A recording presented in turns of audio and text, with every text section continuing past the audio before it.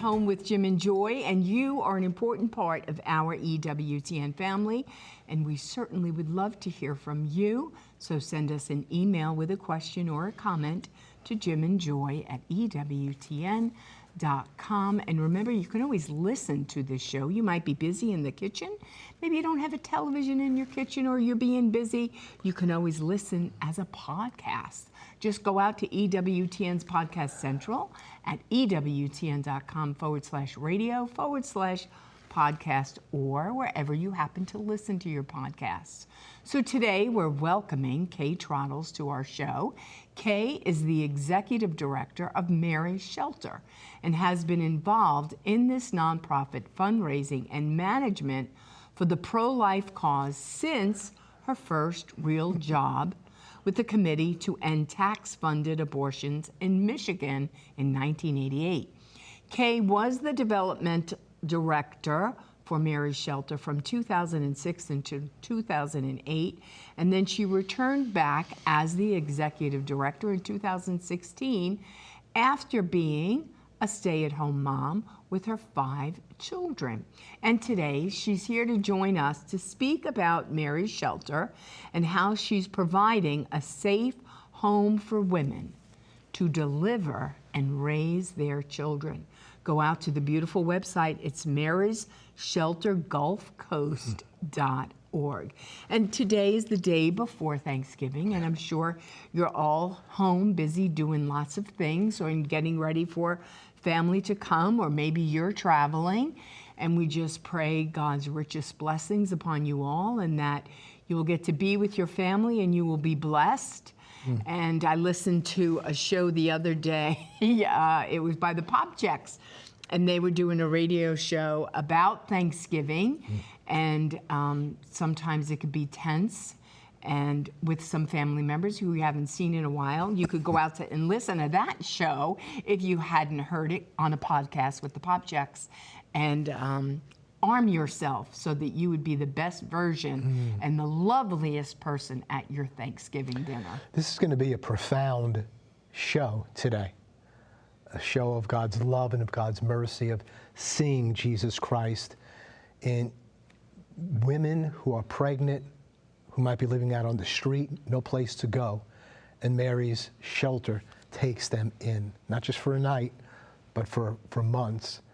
And if they want to go on, they can go to a village and live there. And their saying is, from homelessness to home ownership in 39 months. So a shelter, and then a home that they could live in for a time, and they will build up funds so that they could buy their own home at some point. That's what Thanksgiving's about, to reach out in this way. And it's exactly what Mary's Shelter does. We'll be right back. Plenty more to come. Please don't go away.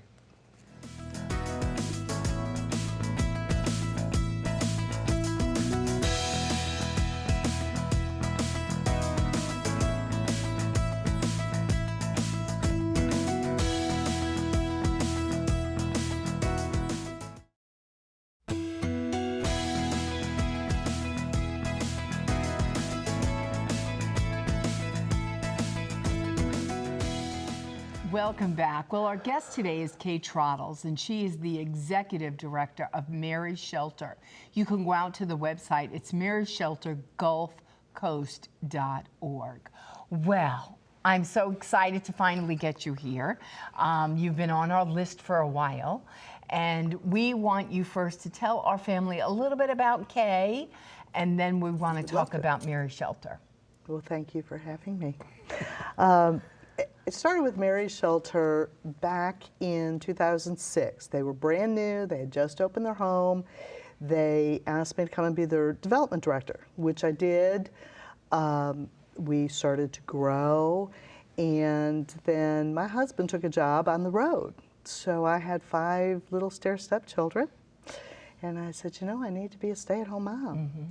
So I left Mary's Shelter, raised them up until they were, you know, a lot older.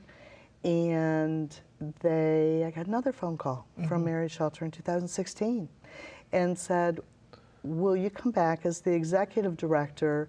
We want to profoundly change the whole concept of what a maternity home is and go forward from there. And really, most maternity homes, there are over 400 maternity homes nationwide, and they all do wonderful work. But they are not all equipped or able to take what I would say are kind of the tough cases. Things have changed in recent years, as you well know, in your business. So we are not, our demographic is not a young lady who made a mistake. She almost always, without exception, comes from a life of trauma, her own life. 70% of our residents have spent some or all of their own childhood in foster care. So they have no familial connections, no familial ties. They don't even understand the concept of motherhood. They don't understand what it takes to be a mom. So they're coming to us truly broken. And maternity homes are not always able to deal with that. There's a lot of mental illness. There is a lot of drug abuse, lots of domestic violence. People say to me, well, are you a domestic violence shelter? Well, no, we're not specifically a domestic violence shelter, but I would say to them, anyone who impregnates a woman and leaves her and abandons her, that by definition is domestic violence. So yes, we are. The uptick in human trafficking has been unbelievable in the last 10 years or so.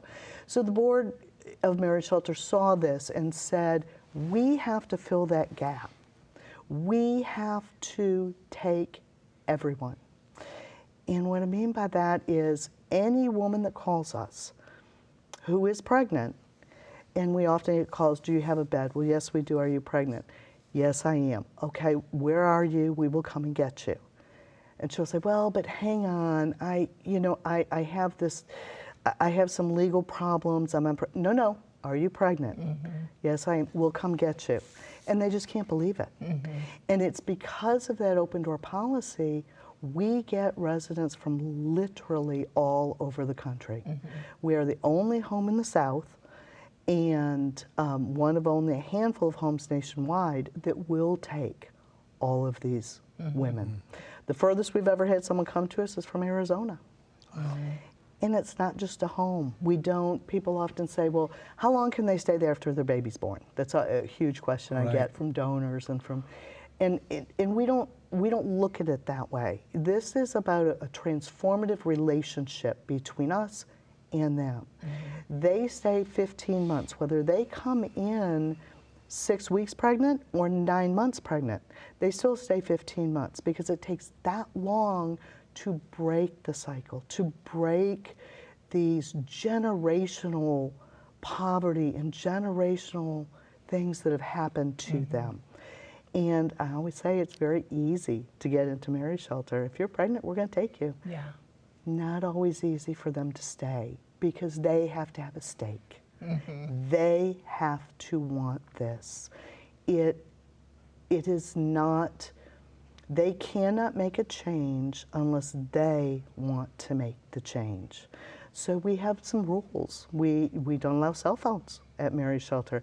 And I know that sounds like, I'm sure your listeners are thinking, are you kidding me?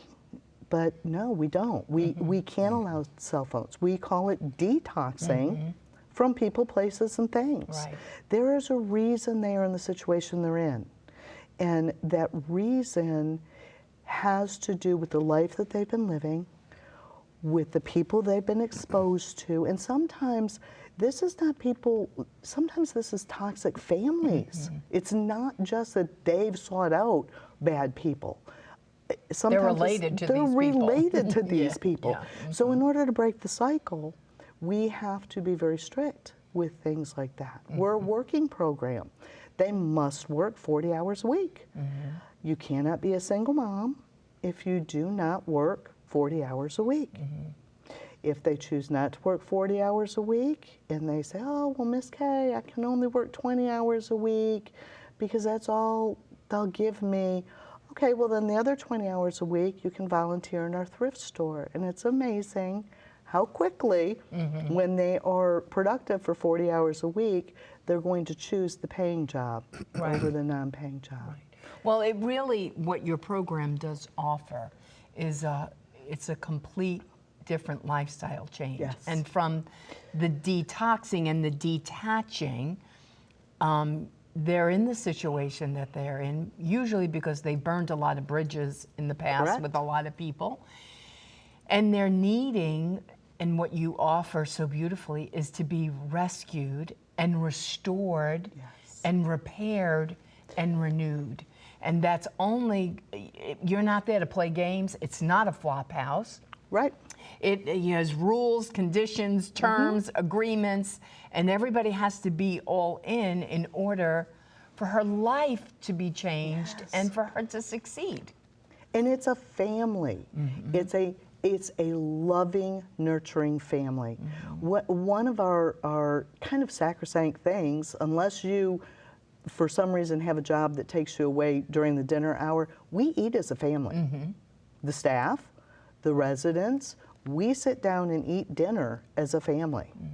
Now, breakfast and lunch, they're on their own. They fix, for themselves and their children. And it's amazing to me that these things are so important to them. We spend holidays together. Mother's Day is unbelievable at Mary's Shelter. We have former residents who've graduated the program. They still come back on Mother's Day. Oh, wow. It's nothing for us to have 25, 30 resident women and their children, or former residents. How many did you and say? their children, 25, 30 for Mother's Day, because that's a massive celebration. We keep in contact with them. I was a witness to a wedding. I had a call from someone. We become their family. And in whatever brought them to Mary's Shelter, we address. So every case plan is different. Everything is completely individualized. And like I said, they're there for 15 months, so they're in all different stages of their case plan. And when they have made the commitment to change their life, we have a new program, Mary's Village. And in the village, they begin when they're still at Mary's Shelter. They're putting away 60% of everything they earn for that 15 months. Usually they graduate with around $10,000 in a savings account. They will go into the village, into Mary's Village. They will pay $900 a month, and $700 of that will go right into that escrow account. At the end of 2 years, they're up in the $20,000, $25,000 range, and they will be able to buy a home. We have bankers that are willing to support them. We do credit counseling through the banks, and they literally can go from homelessness to homeownership in 39 months. And if a client comes to you, right, a girl comes and she's in a situation, you help them, like if they come and let's say they don't have a GED, or they think this is the end of the story, it's like, no, we're going to help you to build your future. So you help them with the GED training and education. We have GED classes, again, and like I said, we do have rules. If you come without a high school diploma, 2 days a week, you're going to GED classes because that's very, very important, and education is very important. So and also again, like I said, case plans look different. If we have someone who has a true drug addiction, we will bring her into the home, and if we see that it's necessary, we will send her to a rehabilitation facility, and they will deem, okay, 30 days, 60 days, 90 days, they're the experts. We address whatever we need to address after they become part of our family, just like you would do with a child. You will get that child the help that they need. But then even if she has her baby in a rehab facility, she's still our resident. She comes back to us just because she left. It's part of her case plan. So we try to, same with adoption. We've had 4 adoptions in the last 2 years, and we don't just cut them loose because they placed their baby for adoption. No, you're going to finish our program. Right. And sometimes after they do adoption, that's no matter what they choose to do, is always a difficult choice. Absolutely. And she needs a place to heal and restore, because she did participate in the greatest act of love that another human being can do when a woman decides to place her baby up for adoption. She's going to still need a community, right? And a family to love her, because sometimes the world will dismiss her, like, what kind of mother are you that you would do that? Absolutely. Right? And so she needs support. Emotional support. She needs the support. We give her the support. She finishes the program. And sometimes she has other children. We work with Child Protective Services all the time. We will sign safety plans so that a mother can be reunited, reunified with her children. Because many of the moms that come to us, they have been separated from their children, and that's very important, that the families stay together. So we work very hard to keep them together and kind of jump through hoops to do what we need to do. Well, you're laying out a lot of important information here. I want to go back to the shelter itself, or the haven itself. And so we got that place, and then you've got the village that's under development. Yes. These people, you make an investment in them for 39 months if they want to go all the way, which is just like incredible.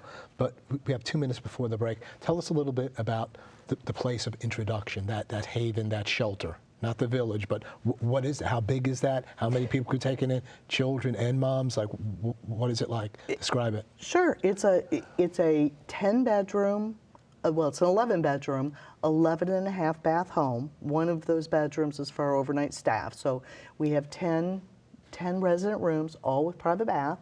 So it's not like a shelter, and that's why we have just recently changed our name to Mary's Haven, is because we don't want anyone to think of it as a shelter.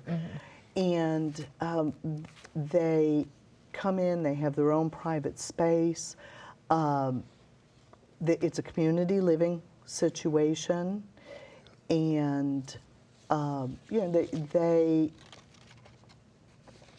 again, we have the rules, but they do life skills every night. They participate in baby showers. We do a baby shower for each resident. So, I mean, we do outings. We'll take them to the beach. We'll take them bowling. It's just like being in a family. Now, I say that we have 10 bedrooms, well, with private bath, unless we get our 11th resident.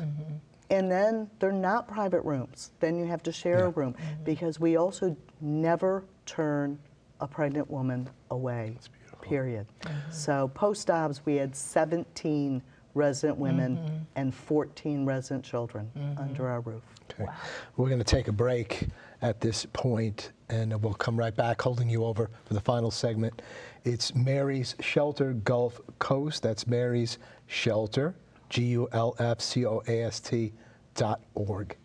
If you'd like to learn more, you'd like to support this incredible ministry. I could hardly even talk when I hear the magnitude and the complexities and the love in the community that's being done through this great Mary's Shelter. We'll be right back. Plenty more to come. This is a perfect theme and reality for Thanksgiving. Don't go away.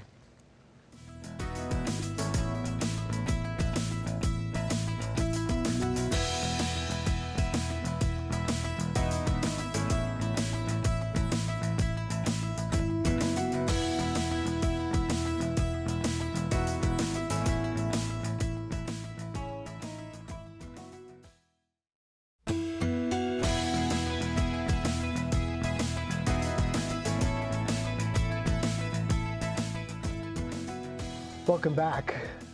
We're wrapping up our conversation with Kay Trattles of Mary's Shelter Gulf Coast. That's Mary's Shelter, Gulf Coast.org. You want to go to that site. Great information there, ways for everybody to support this wonderful ministry, especially profound time here in Thanksgiving. So just share with us a little bit about your location and how this is run, a little bit about your staff. Sure. We are located in Alberta, Alabama. With an E. With an E, Alberta with an E. We are not in Canada. We are on the Gulf Coast of Alabama. We are a very rural location, and that is by the grace of God. It was donated property. The home was built there. We thought for a long time that this is going to be so hard. We have to transport them. Best thing in the whole world, because it's not a place where they can get upset and you know, have a tiff with one of their sisters and run out the door and hop out Catch a metro a bus. and catch a bus. Yeah. It's a beautiful location for us to have. We are staffed 24/7. We do not ever leave these residents alone because they're pregnant. They can go into labor. There can be complications. They are never left alone. We're staffed 24/7, which is very burdensome. We have to supply transportation for our residents wherever they go. And remember, they go to GED classes twice a week. They all have jobs, so they have to be transported to and from their jobs. They have well baby checkups. They have Maternity checkups. You name it. And we supply birth coach for every one of them. So our staff is by far our largest expense is in our staffing. Yeah. People want to support your ministry. Where's the best place to go to hear more about what you're doing? To the website, marysheltergulfcoast.org. It is, we are staffed by individuals, by foundations, private foundations. We do not get any government funding. Okay. Well, thank God we have you back tomorrow, because you're just scratching the surface of this great work we'll be together on Thanksgiving. Absolutely, and I'm thankful for that. Be sure to join us tomorrow. We'll continue our conversation with Kay Trattles, this incredible ministry, Mary's Shelter. Mary's Village now is being built. You heard about the home, something like 10 bedrooms, 10 or 11 bathrooms, taking in homeless women, their children. Aren't you hearing this? I mean, this is the work of the Lord. Mary's Village now being developed from homelessness to home ownership in 39 months.